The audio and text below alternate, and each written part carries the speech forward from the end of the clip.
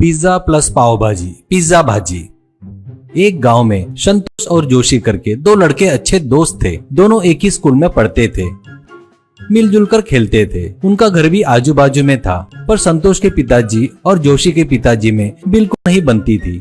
संतोष के पिताजी एक गाड़ी पर पिज्जा बनाकर बेचते थे, तो बाजू के गाड़ी पर जोशी के पिताजी पाव भाजी बनाकर बेचते थे। वहाँ पर दोनों जन झगड़ा करते रहते थे। एक के वजह से दूसरे का धंधा खराब हो जाएगा करके उनकी सोच थी। उन दोनों को वैसा झगड़ा करते हुए संतोष और जोशी को समझ में नहीं आ रहा था कि वो क्यों झगड़ रहे हैं। कुछ साल बीत जाते हैं। अब दोनों बड़े हो गए थे। संतोष गाड़ी पर पिज्जा बेच रहा था, तो जोशी गाड़ी पर पाव भाजी बेच रहा था। अभी वो दोनों दोस्त नहीं थे, वो एक दूसरे के जाने दुश्मन बन गए थे। वो भी आपस में झगड़ा करने लगते थे। संतोष, क्या रे फालतू की बातें कर रहा है, मुंह तोड़ दूंगा तेरा, संभल कर बात कर, कस्टमर को क्यों बुला रहा है रे करके एक मारता था। तो जोशी, तेरे कस्टमर को मैं कब बुलाए रे पागल, तू ही मेरे कस्टमर को बुला रहा है करके मारता था। वैसे दोनों भी लोग एक दूसरे को मारते रहते थे। उस गांव का धर्मवीर उनको नीतियां बताता था। बेटा, तुम्हारे पिताजी भी तुम्हारे जैसे ही एक समय पर दोस्त थे, पर जब से धंधा शुरू किए तब से एक दूसरे के दुश्मन बन गए। कृपया करके तुम लोग भी उनकी जैसी गलती मत करो। दुश्मनी ठीक नहीं है, एकता में ही बल है करके बताता था। पर वो लोग उनकी बातें को नजरअंदाज करते थे। एक दिन एक लड़का संतोष के पास आकर, भैया मेरा नाम निरंजन है, मुझे काम चाहिए क्योंकि मेरे घर वाले को मैं ही पालता हूँ। जोशी जी से पूछा तो वो बहुत गालियां दिए। काम नहीं दिए तो चलेगा, पर गालियां मत दो भैया, ऐसा कहता है। संतोष, बेवकूफ लोग वैसे ही करते हैं बेटा, मैं उसके जैसा बेवकूफ नहीं हूँ, तो तुरंत काम पर लग जा, ऐसा कहता है। वो बड़े अदब से संतोष को नमस्कार करता है। वो वैसे वहाँ पर काम करते हुए वहाँ पर पिज्जा बनाना भी सीख रहा था। ऐसे कुछ महीने काम करने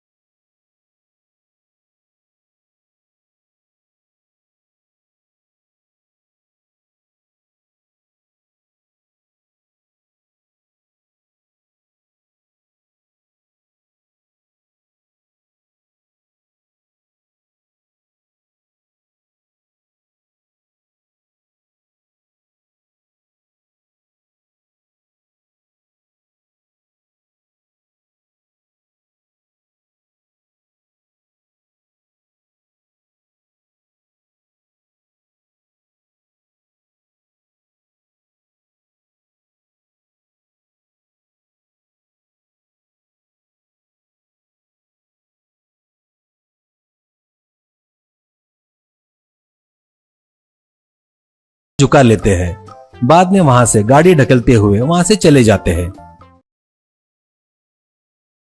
चेन्नई में मुरुगन बोलकर एक ड्राइवर रहता है। हैवी लोड ट्रक को चलाते रहता था। वो पंजाब, उड़ीसा, कलकत्ता जैसे शहरों में बड़ी बड़ी ट्रिप लगाता था। कोई भी गांव में गया तो वहां उसके पहचान के ड्राइवर सभी लोग एक अड्डे पर मिलते थे। ऐसे ही रहते हुए एक दिन मुर्गन कलकत्ता से पंजाब जाने वाले रास्ते पर चिंपुर नामक जगह पर शाहू के ढाबे के पास रुकेगा बोलकर सभी ड्राइवर वहीं पर रुकते हैं।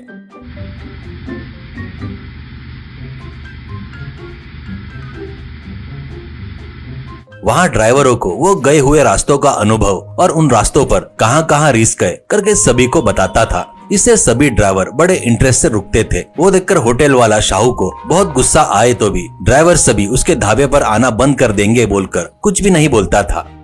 ऐसे ही रहते हुए एक दिन मुर्गन अपने लोड के साथ शाहू के ढाबे पर आता है।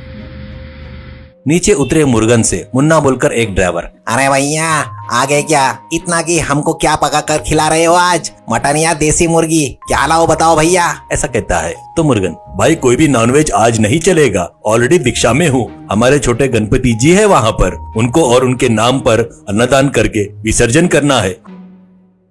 ऐसा बोलकर अपने ट्रक में का एक छोटा सा गणपति दिखाता है। वो देखकर शंभू बोलकर एक ड्राइवर, भैया तुम ग्रेट हो भैया, त्योहार में घर पर नहीं हो तो क्या हुआ, गणपति बाप्पा को अपने साथ लेकर घुमा रहे हो। सभी ड्राइवर लोग गणपति बाप्पा की जय, गणपति बाप्पा की जय करके बोलते हैं। इससे ड्राइवर सभी लोग मिलकर वहां पर आकर ड्राइवर गणपति की जय करके चिल्लाने लगते हैं।